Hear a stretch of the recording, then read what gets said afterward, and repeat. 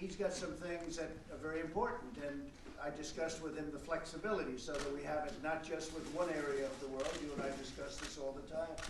We have all areas of the world because NATO's a lot different than it was, and now it's certainly a lot different over the last 3 years. So we have a lot of countries stepping up and putting up a lot of money. The number as of this moment is exactly $131 billion. That's a year, and that's a tremendous amount of money, but it's not enough. And they also raise and have commitments for $400 billion. So NATO, which was really heading in the wrong direction 3 years ago, is heading down. If you look at a graph, it was to a point where I don't think they could have gone on much longer. Now it's actually very strong and getting stronger. Many people are committed to that 2%, and ultimately I think the 2% will be raised. And the President and I think, feel that we need more flexibility, and I think we both agree on that, so that we can use it for other things, not just looking at one specific country. And a lot of people say it was meant to look at originally the Soviet Union, now Russia, but we also have other things to look at, whether it's radical Islamic terrorism, whether it's the tremendous growth of China. There are a lot of other things. So NATO's becoming different than it was, much bigger than it was, and much stronger than it was because people are now fulfilling their commitments. There are some countries that aren't fulfilling their commitment, and those countries are going to be dealt with. Maybe I'll deal with them from a trade standpoint. Maybe I'll deal with them in a different way. I'll work something out where they have to pay. But you know, we don't want to have people delinquent. I don't think it's fair for us to be involved, including France, by the way, to be involved, and you have countries that aren't paying their way. They're less than 1%. You have a couple that are less than 1%. Not fair. So NATO's made a lot of progress over the last 3 years, and the word flexibility is very important. They're not just looking at one area now, they're looking at the world, and that's very important. To me, it's very important. No, I know that my statements created some reactions and shake a little bit. A lot of people, I do stand by. And I have to say, when you look at what NATO is and should be, first of all, this is a burden we share. And President Trump just reminded you some figures, and the fact that this is perfectly true, that the US overinvested decades after decades, and it is #1 by far. And I do share the statement. That's why I'm a strong supporter of a stronger European component in NATO, which is exactly what we are doing. So in terms of cost sharing, we are investing 1.9% of our GDP. We are increasing our GDP. We will be at the rendezvous. But when we speak about NATO, it's not just about money. We have to be respectful with our soldiers. The first burden we share, the first cost we pay, is our soldiers' lives. And I do believe that in such circumstances, we do pay what we have to pay for collective security.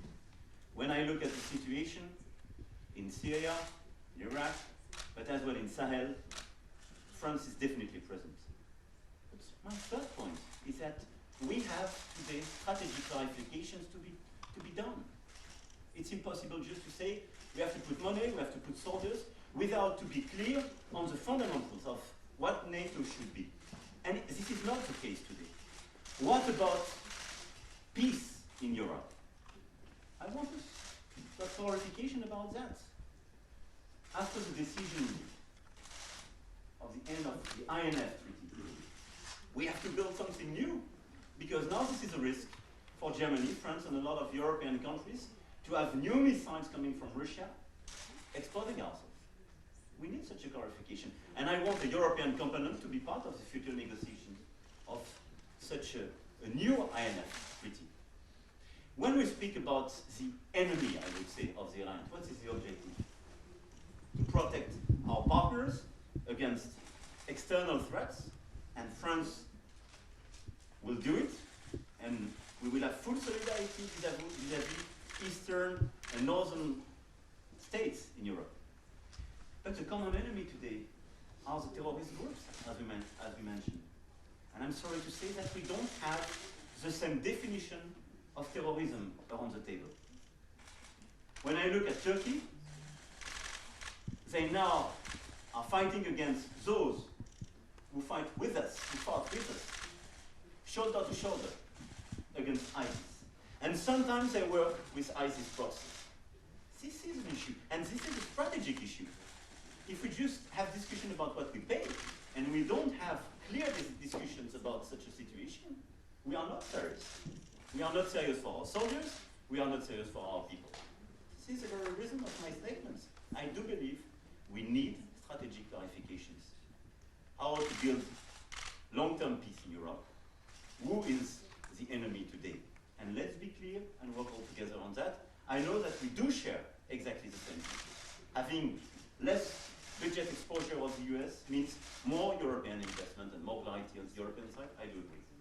Being strict and very efficient against terrorist groups means having clear definition of these groups and no ambiguity. I think we do agree. One thing I'd like to say that you've been really doing a great job in Africa, and you've been very much involved there, more than most, and that's been fantastic. I appreciate you saying the United States for decades have been paying really way disproportionately too much for NATO, and you'd have other countries paying far too little that are very directly benefited by it, and by the United States involvement. And we're changing that around somewhat, and it's very important. But we're a very important player. I think without us, NATO certainly is not the same thing as we discuss it at length. This morning we discussed it with Secretary General Stoltenberg. But we're behind you 100%, and all of the money that's been raised, and all of these countries that are all of a sudden putting up money, it's a great thing to see. But we do have a great, we really have a different objective, I think, right now. We're looking at a much bigger picture, and that includes, you mentioned Iraq, but it really includes Iran too. I think that if you look at what's going on in Iran, they have massive riots, they're having protests all over the country, and they're killing a lot of people. Everybody knows that. That's why they turned off their internet system, so nobody can find out. But if the media would go there, and it's, I think, very hard for the media to go there, frankly, right now, but they're killing a lot of people. But NATO has come a long way in 3 years, and it's something that we're very proud of, because we're with them. And NATO serves a fantastic function if everybody's involved. If they're not involved, and I really believe that the president is very much involved and likes the idea of NATO, but he wants it also to be utilized properly. If it's not utilized properly, we all agree, right? That's no good. So we've had a very good discussion. A lot of people, and we're meeting with a lot of countries later, as you know, and they're really stepping up. For the most part, they're all stepping up. We have one or two that aren't, and we'll have to deal with them in a different way. Maybe we, as I said, we'll deal with them on trade. We have a lot of power with respect to trade. They make a fortune with the United States, and then they don't pay their bills. That's no good. But NATO's come a long way in 3 years, and it's become very powerful. I think very powerful. And it's become, I think, a much fairer statement in terms of the United States, because we're able to go down a little bit. We were paying 4 to 4.3% of the largest GDP ever. Nobody's ever had a GDP like we have right now, and nobody's come close. And other people were paying 1%. Some people were paying less than 1% of a very small GDP. It's not fair. And if they get attacked, we protect them, but it's not fair. So a lot of changes have been made. Phil, go ahead. Yeah, Mr. President, what is your message to President Macron about America's tech companies, and what will your process be in determining what additional products from France you might apply tariffs to? Right. Well, we're working on that right now. We have discussed it. I think we'll be able to work something out, I hope. And maybe not. Maybe we'll do it through taxing. You know, you can work it out easily through taxing. But the tech, you know, they're American companies, the tech companies that you're talking about. Yeah. They're not my favorite people because they're not exactly for me, but that's okay. I don't care. They're American companies. And we want to tax American companies, Phil. That's important. We want to tax them. That's not for somebody else to tax. And as the president knows, we tax wine and we have other taxes scheduled. But we'd rather not do that. But that's the way it would work. So it's either going to work out or we'll work out some mutually beneficial tax. And the tax will be substantial. And I'm not sure it's going to come to that, but it might. Mr. President, has France committed to step up when it comes to taking back foreign fighters in Syria? Well, I haven't asked that to the president today. I have over the period of time. We have a tremendous amount of captured fighters, ISIS fighters, over in Syria, and they're all under lock and key. But many are from France, many are from Germany, many are from UK. They're mostly from Europe, and some of the countries are agreeing. I have not spoken to the president about that. Would you like some nice ISIS fighters? Look, I can give if them. you look at the situation, You can take everyone you want. let's be serious. The very large number of fighters you have on the ground are ISIS fighters coming from Syria, from Iraq, and the region.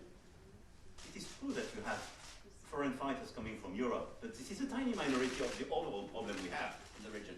And I think number one priority, because it's not yet finished, is to get rid of ISIS and these terrorist groups. This is our number one priority. And it's not yet done. I'm sorry to say that.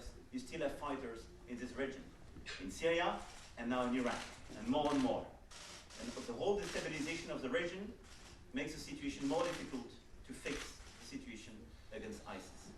Second, some of these foreign fighters are being judged in Iraq because of the deeds precisely they acted in this very region. And we will have a case-by-case approach. We have a humanitarian approach for children, already organized, and we will have a case-by-case approach. But for me, the very first objective in the region is to finish war against ISIS. And don't make any mistake. Your number one problem are not the foreign fighters. This is the ISIS fighters in the region. And you have more and more of these fighters due to the situation today. This is why he's a great politician, because that was one of the greatest non-answers I've ever heard. And that's okay. Because sometimes you can have some temptation from the US side, I don't say about President Trump, but could be the press, to say this is a European responsibility. I'm sorry to say that. We have some of our people, but if you don't look at the reality of the situation, that is number one, not to be ambiguous with these groups. This is why we started to discuss about our relations with Turkey. But I think any ambiguity with Turkey vis-à-vis these groups is detrimental to everybody for the situation on the ground. France has actually taken back some fighters. But we have a lot of fighters. We captured a lot of people. And we have captured 100% of the caliphate, but you know that means that it's still going and going. We sent a small contingent in and we wiped out another portion of ISIS. We don't want to happen, to me, what happened with President Obama, where it reformed and then it became stronger than it was in the first place. So we don't want that to happen. And as I said before, we've taken the oil. We have the oil. So we have total control of the oil so that they're not going to be able to use that. They use that oil to really to fuel up their wealth, to fuel up their money. That was their primary source of income. And they get contributions. So we have now lists of where these contributions come from, which is very important. You have people contributing, if you can believe it. Some of these people are wealthy people that make contributions. And we have lists of where we learned a lot. You know, when we got al-Baghdadi, that was a great get. And when we killed him, we have a lot of information that I'm revealing now for the first time, but we also got a lot of good information. So a lot of things are happening, and France has been very helpful. I have to say that. They've been very, very helpful. Okay. Go ahead. Any other questions, please?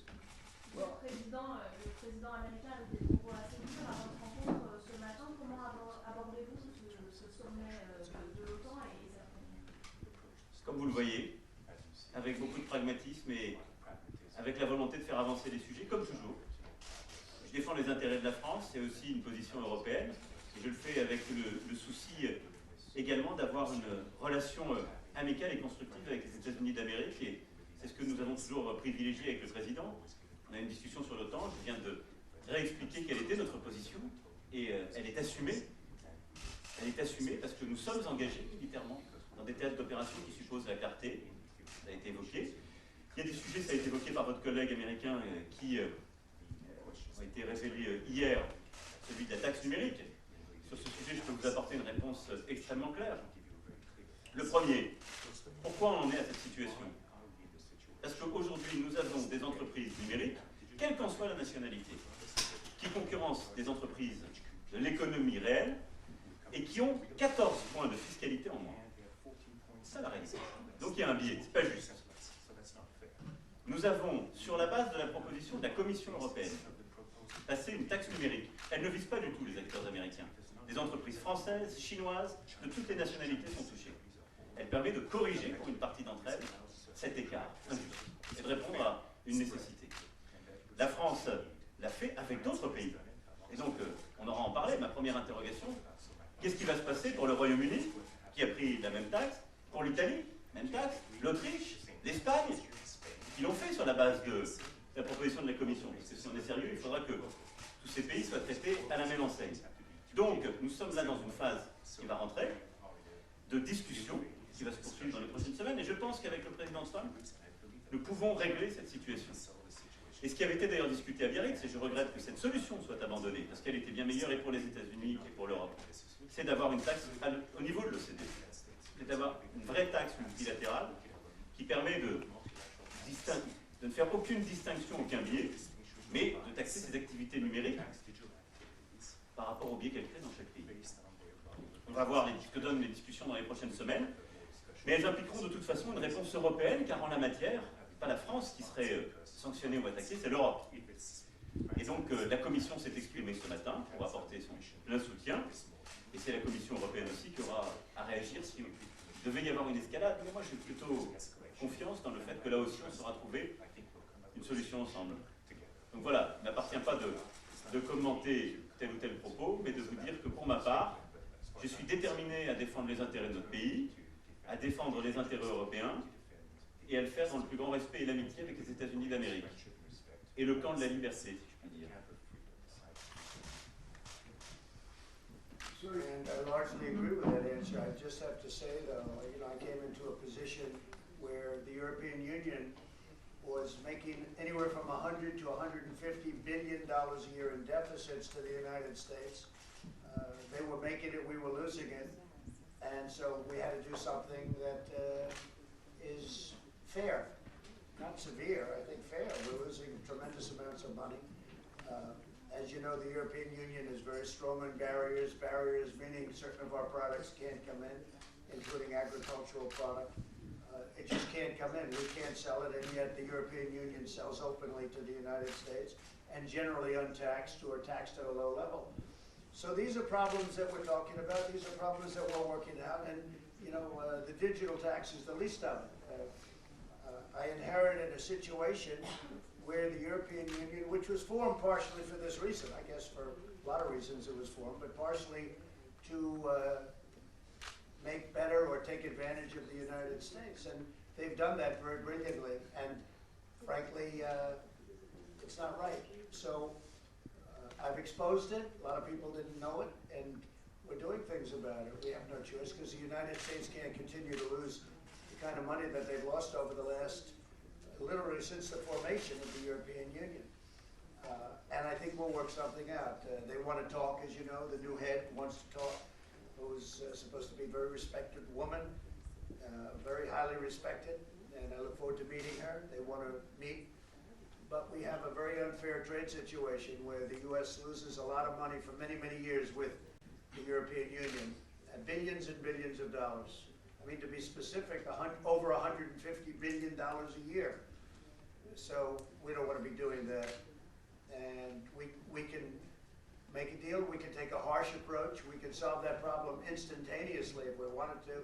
But I don't want to do that. These are friends of ours. These are people that we've had very extraordinary relationships with, that I do personally, and I'm sure we can work something out. You mentioned earlier the Iran protests. Does the United States support these protesters in Iran? I don't want to comment on that, but the answer is no, but I don't want to comment on that. Mr. President, on Turkey, President Macron just said he wanted the United States to do more in terms of standing up to President Erdogan and clarifying the terms of that relationship. Are you supportive of those efforts by the NATO allies, or are you standing in the way? Well, I can only say we have a very good relationship with Turkey and with President Erdogan. I do. I can't speak for the president of France and we have a very good relationship. We pulled our soldiers out. We said, you can patrol your own border now. I don't care who you do it with. We're not going to have soldiers patrolling a border that's been fought over for 2,000 years. But we took our soldiers out. We put some of those soldiers around the oil, where we've captured the oil and taken the oil, and we have the oil. But we've brought some home, and we will be bringing some home, and we've sent some to other areas. Okay? Sir, But we have a very good relationship with Turkey. Mr. President, And just on Turkey, to be clear, we have a lot of cooperations with Turkey on security, on trade, migration, and so on. There is a full-fledged agenda with the European Union and France. I do respect all leaders, whatever they can say, even bad things about myself. I do respect. I never insulted anybody. But now the question for this NATO summit, I think we need clarification from the Turkish side. This is not us to qualify them and what they are doing. But I do believe at least we have two clarifications to be asked. How is it possible to be a member of the alliance, to work with all of us, to buy our materials, to be integrated, and to buy the S-400 from Russians? Technically, it is not possible. Clarifications to be provided by the Turkish president as far as he wants to be part. Second, I understand from Turkey that they want to block all the declarations of the summit if we do not agree about their definition of terrorist organization, qualifying YPG and the others as terrorists, which is not our definition. These 2 points have to be clarified if they want to be a serious member of the alliance. I think so. Mr. President, This is really why we're having meetings. Those are our points. And we'll be discussing that with the president today. Yes. Mr. President, will you issue sanctions on Turkey over their purchase of the S-400 missile system? We're looking at it now, and we're talking about it now. As you know, Turkey wanted to buy our Patriot system, and the Obama administration wouldn't let them. And they only let them when they were ready to buy another system, which is not the same system. But Turkey, for a long period of time, wanted very much to buy the Patriot system, which is our system, which is what NATO uses, which is a great system, which is the best system. But they wouldn't sell it to Turkey. So, you know, there are two sides of the story. I have to say this. But we will be discussing that with Turkey in a little while. We'll be meeting with Turkey in a little while, and also tomorrow. Bill? But to be clear about this point, and for you to have the full overview, they were discussing with the Europeans on SAMPT, and we accepted to sell the SAMPT to them. So this decision is not due, and 100% explained by the refusal a few years ago of the Americans not to sell the Patriots. It's their own decision, even having a European option totally compliant with NATO. So they decided not to be compliant with NATO themselves. Sir, Mr. President, Prime Minister Johnson, I believe, is organizing some sort of discussion later today about the Syria conflict. Are you going to take part in that and meet with him? And if not, why? Are you talking about Ambassador? Boris Johnson, the Prime Minister. Oh, I thought you meant Woody Johnson. No. I said, boy, he's really risen rapidly. Where is Woody? Is he here? He's not here. This is his house. I can't believe he's not here. Yes, we'll be meeting with Prime Minister Johnson in a little while. I'll be seeing him later on. We're going over to number 10, which is a very exciting place to be, as you know.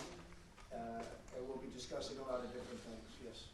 And one other related question, the London Bridge attack from a few days ago, do you have any comment here, your first day? No, I don't have a comment on the London Bridge attack, other than to say that I was very proud of those people that grabbed them and did such a good job between the fire extinguishers and whatever else. It was an amazing job they did, and he was very violent.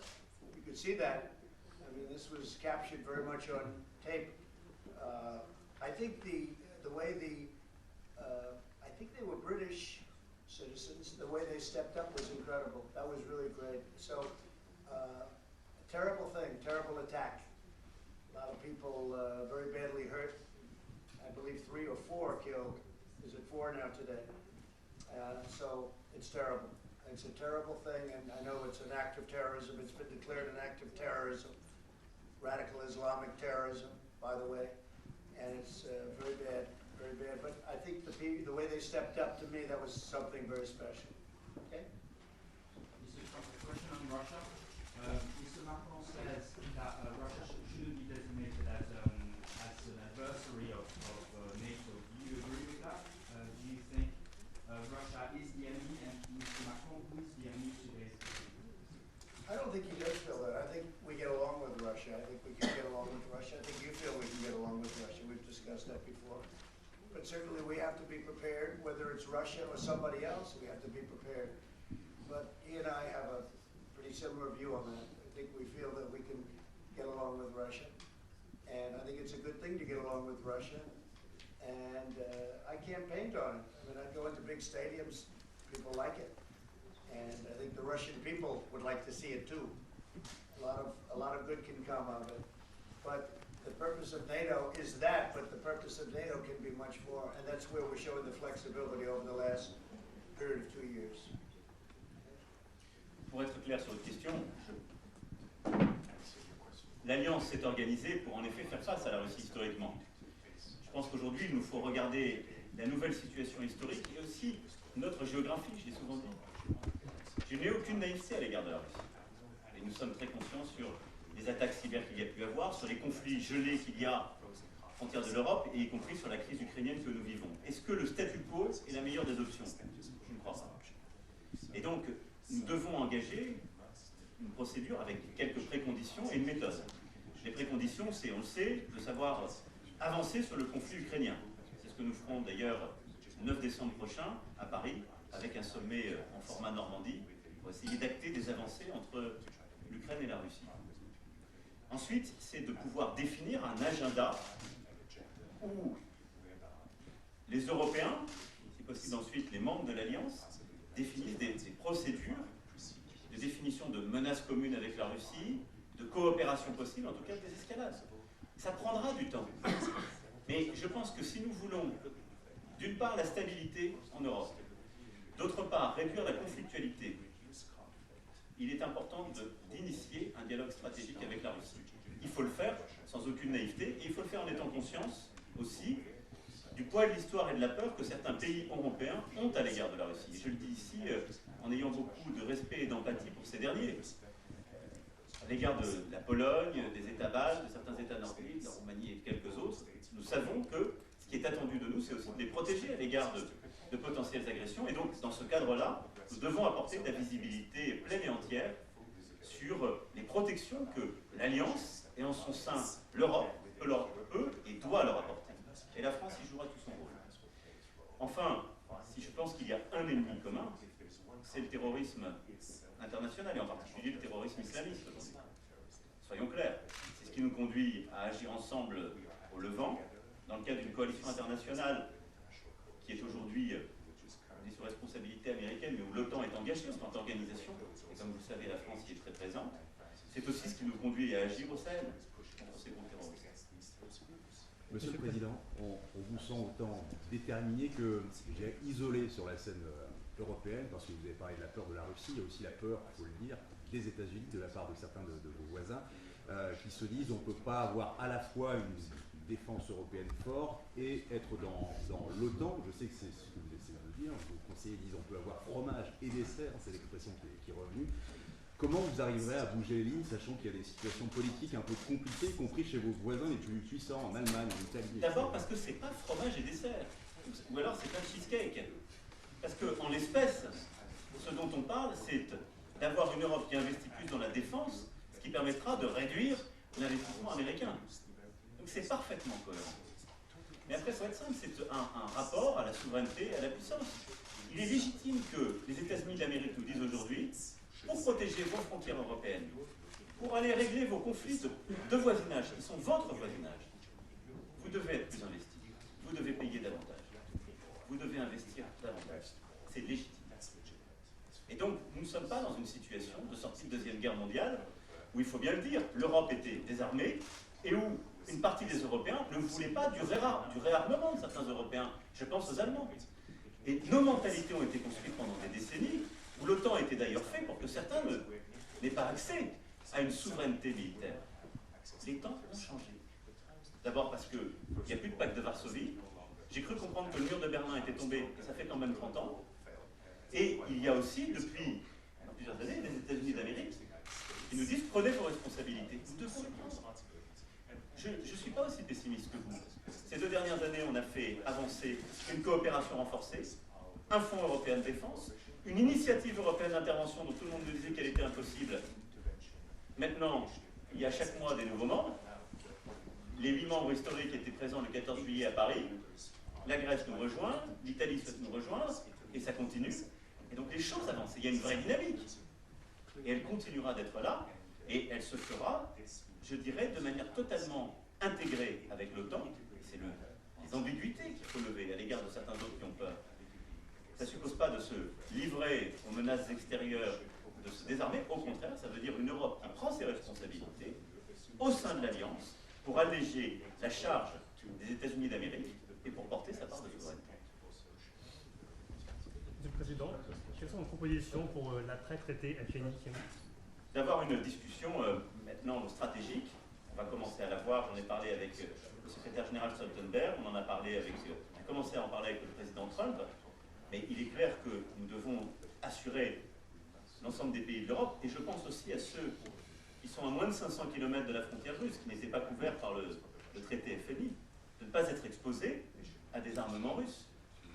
Et donc, il nous faut, nous, clarifier la position commune que nous souhaitons prendre. Les parties prenantes à un nouveau traité, c'était jusqu'alors un traité bilatéral. Je souhaite que l'Europe prenne ses responsabilités, qu'à la France le fera, qui, comme vous le savez, est une puissance dotée, et que nous puissions ensuite, une fois cette coordination faite, engager un nouveau dialogue, un nouveau débat avec les Russes pour répondre à ce problème de sécurité et de désarmement sur notre propre sol. And I think the situation in Ukraine is very important. I think that the meetings coming up with Russia and Ukraine are very important. And there's a possibility that some very big progress can be made. It's very important for Ukraine. I think it's very important from the standpoint of Russia also that they work out a treaty, they work out peace, because they've been fighting a long time, too long.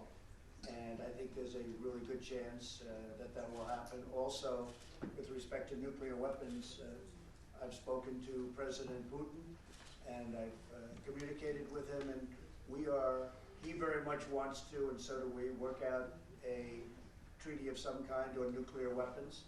That will probably then include China at some point, and yourselves, by the way, but it'll include China and some other countries. But we intend to see if we can work something out to stop the proliferation, to stop what's happening, because we are making a lot and we are renovating a lot. And frankly, the whole situation with nuclear is it's not a good situation. We ended the treaty because it wasn't being adhered to by the other side. But they want to make a treaty, and so do we, and I think it would be a great thing. I think it's one of the most important things we can do, frankly. So we're going to be dealing with Russia on a treaty where we really, and we're focused on nuclear and nuclear weapons, missiles, but nuclear weapons, and we think something can be worked out. We think they want to do it. We know they want to do it, and we want to do it also. I spoke to China about it. During one of our trade negotiations, they were extremely excited about getting involved in that.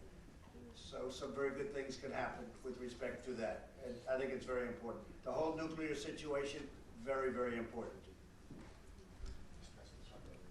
Okay? Thank you all very much. Thank you. Thank you. Thank you.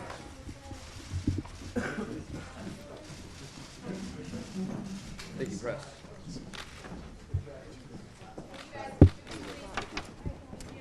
Thank you, guys. Please. Such nice people.